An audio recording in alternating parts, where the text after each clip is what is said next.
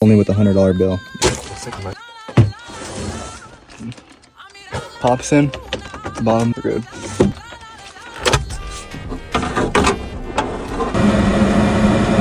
here we have 1.85 on the blower motor. Alright, look, you have to clean a flame sensor only with a $100 bill. It can't be anything less. These are made better.